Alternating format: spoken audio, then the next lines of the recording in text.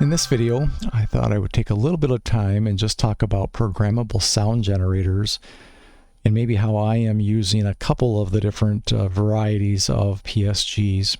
And maybe I can start out with talking about some of the options. And one of the ones that I've used in the past, this I think was actually the first PSG I used, was a General Instruments AY-3-8910. These came out in the late 70s, and they're a 40-pin dip type of package. And you can see over to the right, there's a whole bunch of I/O pins, and there's some analog channels that come out of that, 3 channels to be precise. And there's some data pins and some other control type of signals that we can use to really help control what that specific PSG is outputting for audio. There's also a Yamaha flavor of this. It's a YM2149, and basically Yamaha, I believe, licensed the AY-3-8910, made some minor enhancements to it, and then you can see its pin out in the lower right, drop-in compatible with the 8910, so you can really use these back and forth. And you'll see that really what I've done historically was I worked with this AY version first, and I wrote a bunch of code around it, and then later I swapped those out for the YMs instead, and really I haven't had to change code. It's really they're drop-in compatible. When you look at the AY series, there are a bunch of others in that series. So there's a 28-pin version where they drop out one of the I/O ports. There's a 24-pin where they drop out another I/O port. And really you're cutting the size of the chip down, maybe the complexity for designers that want to use it. And I think they were really finding that designers weren't using the I/O ports anyways, so they kind of just took them out. And then there's an 8914 and an 8930. Yamaha has some different variants that you can look at. There's a CMOS version. They cut out some ports and have a 16, a 28-pin version. You can see that one of them adds PCM. The YMZ285 adds PCM, and the 2204 adds FM synthesis. And then there's a bunch of others out there that are also drop-in compatibles with the AY version. So there's a Toshiba, a Winbond, a JFC, a File. And I've not used any of those. The ones I have used are the two that I have in blue. So the AY-3-8910 and the YM2149.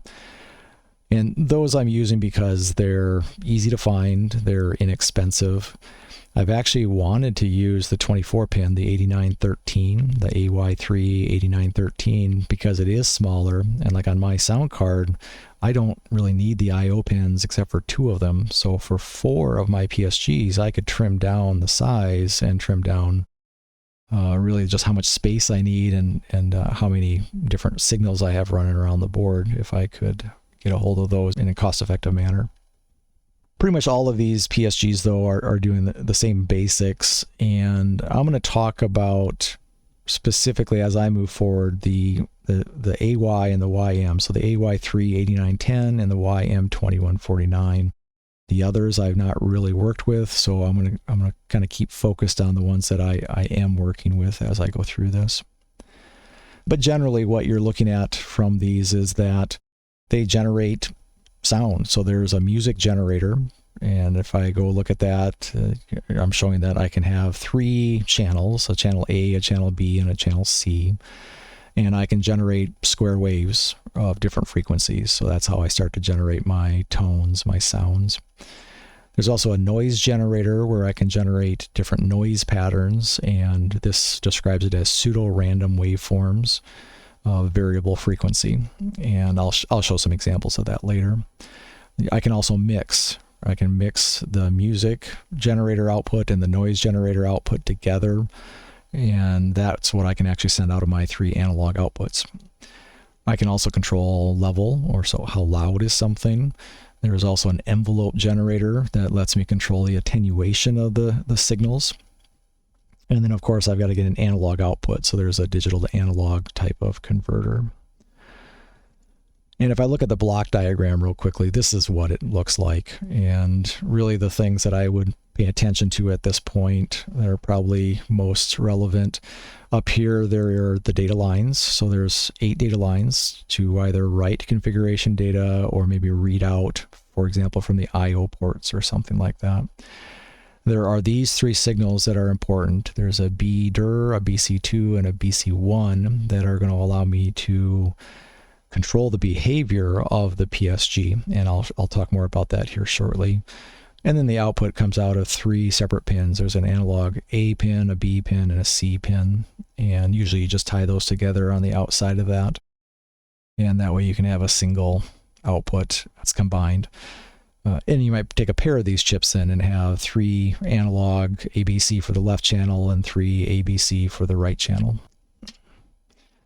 The way that you control the PSG is through a series of registers. So what you're seeing here is a table that just shows you have 16 registers, so 0 through 15. And the first 2 registers allow you to control the frequency that is going to be output on channel A. And you can see there's a rough tone adjustment and a fine tone adjustment. I just think of it as you have 12 bits. You have a 12-bit frequency control for this here. And then when I go to channel B, I have 12 bits to control the frequency of channel B and another 12 bits for channel C. If I'm going to start working with some of this noise, there's a 5-bit noise frequency that I can adjust. Register 7 lets me turn on and turn off the I/O ports. It also lets me turn on and turn off the noise channels or the tone channels. So if I don't want to deal with noise, I just want to, meaning like sound effects, I just want to do song type data, tones, I can just simply enable the tones and leave the noise disabled. And if I remember right, those are all active lows. So I would maybe do a 1 1 1 1 1 0 0 0. So if I set these to 1 and I set these to 0 and I write it to this register, it's going to disable the noise functionality of the chip. And I can just do tone type functionality. Then I can have volume levels, and basically you've got a 4-bit volume for each of the channels. So in other words, I can go from 0 to 15 for volume. And I can also have an option here that says, well, instead of a fixed volume where I set it, I want a variable volume. And that would be when we get into sound effects or effects, the noise side of things. I can also experiment with these envelopes and control the envelope. So if I want to do that attenuation control of my waveform, I can do that. And I can also control the shape of the envelope. So what is the shape? What's the frequency of the envelope? And if you're interested in that, go check out the data sheets for these. There's a bunch of information on it. I don't use this a lot, at least not yet. But when you get into sound effects, this is definitely handy. And maybe it comes in handy too if you're trying to do music or something. I just haven't used it a whole bunch. And then there's 2 registers that let me get to the I/O ports, either write to them or read from them. This table I'm showing everything for registers is in hex. Keep in mind some of the documentation, this is especially the case on like the AY-3-8910, the early documentation, it was all in octal. And so you got to pay attention to that because it'll go from 0 to 7 and then it'll jump to 10. 10 would be 8 in octal. And so don't overlook that and try to write to register 10 when you mean to write to register 8. So pay attention to that. This one is in hex, which for my brain works great. Decimal works great. Octal, I always have to think a little harder because I don't use it much. Now, these 3 signals I mentioned were important, this BDIR, BC1, and BC2, and those really allow me to control what am I writing or reading from the PSG. And so there's 4 modes. There's an inactive mode, and you can see that BDIR is 0, BC2 is a 1, BC1 is a 0. If those 3 are set that way, that puts it into an inactive mode. If I want to read from the PSG, I need a 0, 1, 1 in those 3 signals accordingly. If I want to write, I need a 1, 1, 0. And if I want to work with the address, setting an address, I do a 1, 1, 0. Or sorry, a 1, 1, 1 for the addressing. Now, the way that's going to work is you're going to take this and have to run through a sequence where you say, I want to set the signals of those pins to be inactive. Then I want to set them to output address, so 111, then I want to go back to inactive, and then I want to output actual data, and then I want to go back to inactive. That sequence of flipping through these different states on those 3 different pins allows me to address and write data to the PSG. If I want to read from the PSG, I go through a similar sequence, except for instead of outputting data, I'm going to input, I'm going to read back data from the PSG. But every one of these blocks, you need to set these 3 pins with those signals accordingly. And here's examples of just little timing diagrams over to the right.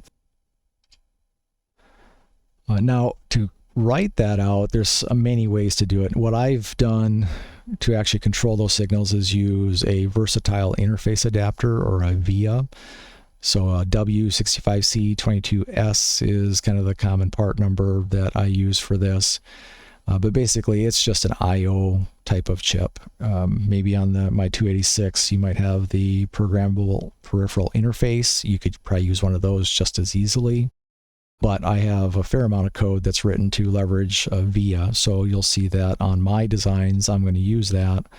And here is part of my sound card design. And you don't need to read the details of this necessarily, but these 3 chips over here to the left are controlling those 6 programmable sound generators to the right. I have 3 VIAs controlling these 6 PSGs. And actually, the way I'm using these VIAs, I technically only need 2 VIAs. So 2 VIAs would give me full control to control all of those pins that you saw on the previous slide that I need to be able to toggle in different directions. The code that I am going to walk through here is 65816 assembly. If I want to come into this and I know I need to support these 4 different modes, this inactive, latch address, the read, the write, all of those I want to be able to support. And I showed this little flow graphic that I have to work through those sequences, and here I can see the timing of how that essentially should work. Here is some 65816 code that does that. So on my VIA, I define the pins for BC1 and BDIR. So there's my BDIR and my BC1. I need to make sure that those are being toggled. BC2, I just keep high. And then I have, if I want to run this inactive, so anywhere there's a box that says you need to set things to inactive, here's my code that does that. So I load up a 0, and I store that basically into my VIA 3 port B. And what I'm going to write out is a low for BDIR and a low for BC1. And so this is just going to go to that port and write everything low. In other words, both of these pins would be low. So BC1 would be low, BDIR would be low. Write that out. Now, if I get down to a latch, and if I say, well, if I want to do this address latch, that means I need a 1 and a 1. So in this case, I'm going to OR those and take basically the 1 and the 1, so those 2 positions, which would be a 3, I suppose, and write a 3 out to that port. If I want to do a write, I can come over here and see that a write, I need a BDIR of a 1 and a BC1 of a 0. And then you can see I just simply say, okay, I want BC1 to be low and I need BDIR to be high. So I just simply grab the value of BDIR and I write that out to the port. And if I want to read, I need BDIR low and BC1 high. So then I write that out to the port. So really simple little procedures here that are just simply going to my versatile interface adapter, taking these 2 pins that are connecting to BC1 and BDIR of the PSG, and I'm setting them either both low, both high, one of the 2 high, or the other one of the 2 high. So those are the foundational ways that I'm going to just write to those pins on the PSGs. Then as I continue, I have a procedure called set register, or set reg, and that lets me go through a sequence. So I go to inactive, I write something out, I latch it, and I go inactive. So this is how I'm going to say which register do I want to modify. So I have to go put and if I say AY, that's because I was using an AY-3-8910 when I wrote this. This would work again the same for the Yamaha, but this says go to the PSG, put it into inactive, write out the address that you want to modify. In other words, the register address, the register value, well, the register number. then go ahead and latch that so that the PSG will read that as the register you want to work with, and then go back into an inactive state. And then I also have a procedure to read data from, and then of course there's going to be a write so that I can write to. But if I want to write to, again, I go through the sequence. If I back up, if I want to write a value, I go inactive. What address do I want to write to? I go inactive, and then I give it the data that I want to write to that register. And if I back up a whole bunch, as I write to those registers, I'm controlling all of these things. Again, frequency, how loud it is, any of the noise, etc. So this is how I'm starting to build up so that I can have code that lets me toggle those values, flip from inactive to give it an address, to inactive to give it data for that address, for that register. But I can start building on this though. So now I can get into where I could, for example, play a tune. So I've got some routines that help me take a sequence of bytes and get all of that configuration written to the PSG. And so if I step forward into this, here's an example where I have set up some data in my ROM and just say I've got a byte of 00, 01, 0, 2, 0, 3. So what you're seeing here are the register numbers. And then what you're seeing here are the values I want to set those registers to. So when I first turn on my sound card, I load up this data, essentially. I get a pointer to it, and I tell my PSG to play that. And so if I back up a slide, this little play tune, what that code does is it simply runs through each of these and sends it to the PSG. So for register 0, set it to 0. Register 1, set it to 0. Register 2, set it to 0. And you can see my comments of what am I setting as I go through this. Basically I'm resetting this to the way I want it by default when I turn it on. Here's maybe another sequence where I just go to the amplitudes and I set them all to 0. And the way the loop works is it stops when it gets to an FF. So I'm going to process 0 through register D. I'm skipping E and F because those are I/O ports and I'm not maybe using them for most sound card stuff. And then I stop processing this data. So backing up, I've got a nice little routine. All I have to do is point to one of these structures in memory with it's an 8-bit processor or at least the way I'm loading this up is 2 8-bit pointers, and then go ahead and play what's at that location, and it just runs through this.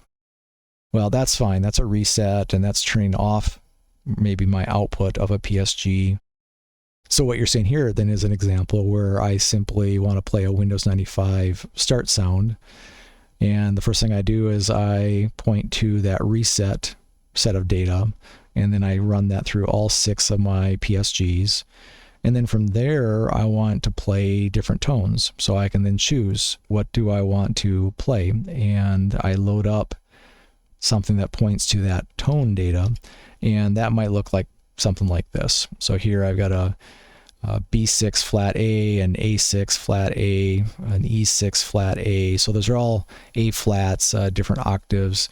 But here's the data that corresponds to those accordingly. So what is the tone coarse? What's the tone fine? So 0043 is basically what I want to have it, almost like a frequency I want it to run at, 004B, 0064. But I put in all that data so that I can over here just say play a certain note and get another note going and then hold it for 3, I call it 3 ticks, or hold it for a little bit of time. Pausing the video here just for some real quick commentary. You might be wondering, how in the world do I figure out the tone period, fine or coarse, for a given note? What you see on the screen to the right are different notes, like a B6 flat, A6 flat, E6 flat, etc. The suffix _A just means that I'm using channel A on the PSG. If it's an _C, I'm using the C channel. Because depending on what I'm trying to play back for music, I just have to make sure that I have enough channels to play enough simultaneous notes. But anyways, ignore the underscore whatever at the end. But what matters is B6 flat, A6 flat, E6 flat, E5 flat, B3 flat. Those are notes how did I translate those over to 0043 for the B6 flat, or a 004B for the A6 flat, etc.? Well, here's a little spreadsheet, or a snippet of a spreadsheet that I put together that lists out all the notes, their corresponding octaves, tells me what the MIDI keyboard basically key number is, and then a frequency. And kind of everything starts with this A that you see here, that's A octave 4. And when I look at the A octave 4, I think sometimes that's referred to as A4 concert pitch. But anyway, that is this A that everything is kind of wrapping around in this spreadsheet, and all the formulas wrap around it. And that A4 has a frequency of 440 hertz, and that is considered kind of the center of this spreadsheet. And if I go up a note, I'm going up a half step. And so then you'll see that column E, I count up. And if I go down, I count down, -1, -2, -3, etc. So I'm tracking the frequency, I'm tracking the half steps. Now, how do I get to all these other frequencies? If you look at this other little snippet I pull up here, the frequency I can calculate based off of A4 along with the number of half steps. So that allows me to calculate the frequency of every note just having been given A4. And then I get to tone period, and tone period is what I'm going to need to use so that I can break that into coarse tune and fine tune, but that's what my PSG needs to be programmed with, is the tone period information. So there's a coarse part of it and there's a fine part of it. Just which bits am I looking at? In the tone period, you'll see that I'm using the number 2 million, and that's because I'm running a 2 megahertz clock going into the PSGs. If I was running a 1 megahertz, I would want to change that formula accordingly. But being that I'm using a 2 megahertz clock or oscillator going into my PSGs, you can see there that I can calculate the tone period by taking that 2 megahertz, dividing it by 16 times D77. Well, D77 happens to be that 440. And as I go up a row, I'm going to divide it by the whatever the frequency calculation is. So another way to say that is it's my oscillator speed of 2 million divided by 16 times whatever the frequency is, and that's a tone period. And then I'll split that out into the coarse and fine. And you can see in my spreadsheet, I do that first in binary, and then I do it in hex, and then I do it in decimal, just so I can see all of those, whichever flavor I want to see. But this is an easy way for me now to map between all of this. And you can see the formulas, so if you want to just make it more dynamic and not need a spreadsheet, you can do that. So I'll go ahead and resume the original recording now, but I thought that might be helpful just so you're not left in the dark of how in the world did I come up with those numbers in the assembly code that I'm showing.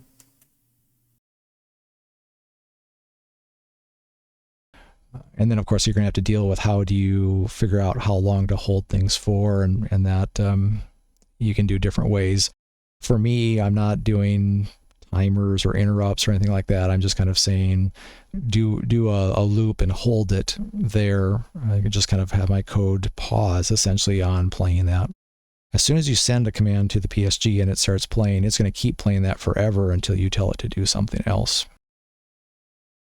Now, all of this has a lot of experimentation that could go with it. So one of the things I've done is I've built the little board that looks like this, and you can just see it's a little Arduino Nano, and I put a ZIF socket, and then I can plug in different PSGs. So I can swap between the Yamaha and the AY version, or maybe if I found some other compatible versions, I could pop them in, or I could test different ones. I have found that I will get kind of different output from different chips as I use them. Maybe you can hear just slight differences in them. But I can put that in, and then I wrote a little Windows interface so that I could programmatically, send those register values to the PSG from a little Windows form.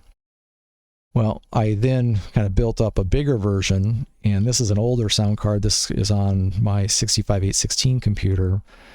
But what I did is I just took one of the blank PCBs. I didn't build it out as a sound card, but what I did instead is I put on the PSGs, I put on the oscillator that's needed, and then some resistors and caps on the output. But then I'm using the Arduino Mega to control all those signals. So am I going to read, am I write, am I inactive, am I latching an address, etc. on the PSGs. And you can see all I'm doing is I'm tapping into some where the vias would normally sit and output that stuff. I'm just having the Arduino output the comparable signals. And so I might have Arduino code that's doing the same thing. So here's an example where on the left, the Arduino, I have a write data, I have my inactive, I have my latch, I have my write.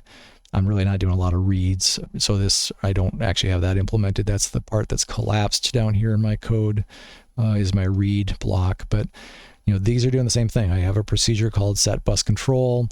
I can specify which PSG number, since there's 6 of them. And then here are those 2 flags, my BDIR and my BC1. And so here I can say set it to false, false. That's an inactive. Set it to true, true. That's a latch. Set it to true, false. That's a write. And then you can see inside that procedure, then I just simply, do an if. Well, if it's this, set these, and then or all of that together and get it written out on my port A on the Arduino. An important note here, for this to work, you're not going to be able to do digital writes. You're going to have to use the registers on the Arduino because these changes need to go out simultaneously. You can't write one and then follow up another pin with a different value. You will not get good results with that. So make sure that you're writing to the port directly in Arduino code, and that's what I'm doing here. I'm saying go to that port, set both of those pins properly simultaneously. And that works fine from an Arduino.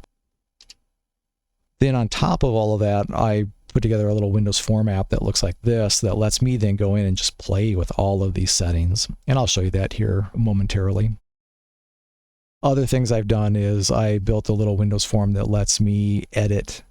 And you can see this form up here. Essentially what this is letting me do is to set up two measures, basically go through and put in all of the data to play out a song. And this is a really tedious way of doing it, but it's better than manually going into a ROM and filling in all the binary data.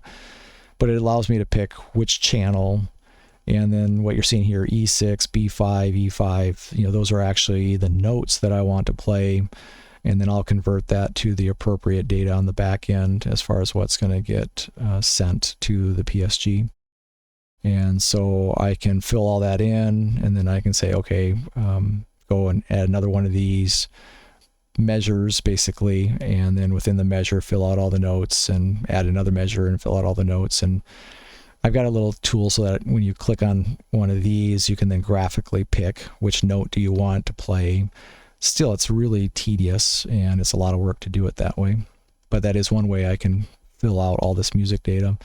The other way that I've set up is that I have, this is a video I have up on my YouTube channel, but in this case I used a piece of software called MuseScore, and it just lets me do MIDI keyboard input. And so you can see down here I'm using a MIDI keyboard, but I can just bring up the keyboard and play on it, and it will draw this out. And then I've written a utility that I can then import that data in a format called music XML, and then it imports it and then automatically fills out all of this stuff. And then from there I can export it into a format for my ROMs or an SD card that my sound card can play directly. So I can convert any, I'm not going to say any, but most any open or music XML data, song data, into something that I can directly pull into my software and put into a format that I can play back. So that's way better than having to manually enter in all of this information and have to work through that. So maybe what I'll do is I'll get out of this PowerPoint for a second and I'll just show you, here's this software, and what you're seeing down here is I have this kind of a little development test board running. I've got 6 PSGs. I'm running the output into the computer so I can record it. This Mega is connected to my computer, and I'm going to go ahead and connect this software to that Mega. And so now what I can do is I can look through this, and here are all of my channels. So I've got all of my channels for all 6 of my PSGs. So here's PSG1, PSG2, 3, 4. I called it left 1, left 2, right 1, right 2, and then I have 2 more for sound effects. That's my 6 PSGs. And for every PSG, then I have my 3 channels. So 1, 2, 3, 1, 2, 3, 1, 2, 3. So you can obviously add up. You've got 24 channels there. And then I can come in here and say, well, I want to play a tone. And, you know, do I want to play noise or not? And I'm going to just, let's just set all of this to, well, let's just maybe get rid of this stuff for now. But I can come up in here and set all my values, and maybe I'll just go like this and hit update.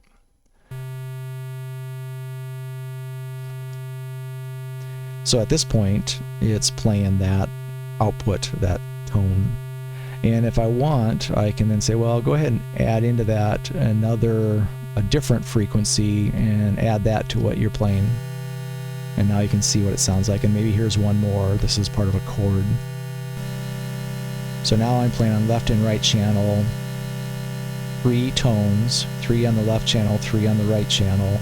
And these are the frequencies. And this is the frequency. This is my coarse and my fine. So that's my 12 bits of frequency data that I can go ahead and set. And if I want to maybe take off that one and this one and update it, you know, maybe get different sounds, or if I want to just take these back to just a single same tone on both. But now I can come in here and say, okay, here's my coarse period. Let's move that one up. And so taking that up, you can see that that had some effect. Let me see if I can turn this one off. And as I move this up, you can see that's moving my frequency down. So if I want to go higher frequency, I'll bring this to a different number. And I can adjust these however I want. So that's essentially what you're doing programmatically, is having to set all of these. And, you know, I can come in and say, well, update it to sound like this. Maybe add in, I don't even know what these other notes are, but add in these others. And so now I'm combining all 6 of those tones at once. And I'll go ahead and turn that off. But if I go back maybe and I just say, well, I want to play these tones, you know, I get something like that. Maybe I now do want to have some noise on this second one. So I'm going to set it to a variable volume so that I can start playing noise. And then I can come down here and for these PSGs, play with the noise settings. And you can see that there's a noise, what's called a noise period. And I'll go ahead and update this. And let's then set a period.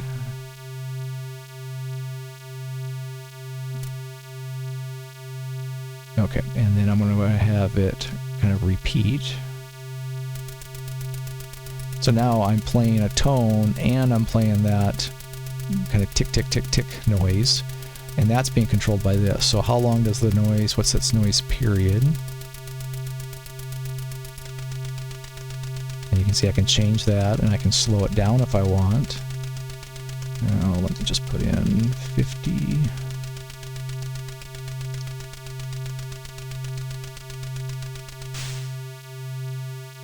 Okay, so now I slowed that envelope way down, and instead of that fast tick, you kind of get a slow wave type of sound. But this is kind of how I can come in here and just start playing with this, and then I can say, well, I want to go ahead and add, you know, this frequency to it also. I can change some of these values and say, well, this is all controlling the envelope here. But these might give me a slightly different sound in how it plays back. And so now you hear that. And I've got that pretty slow, but maybe let me go back to 10.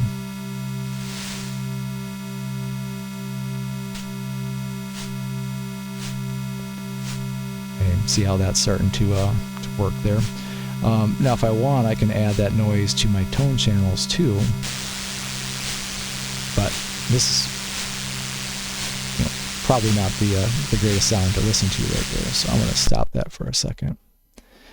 But that's what I can do with this tool here. And maybe for now, I'm just going to turn off noise and just go to a single channel. Now, what I can do that's kind of handy here is I did add support so that I could just pull this up and connect to this MIDI keyboard. And so now I can hit keys on here.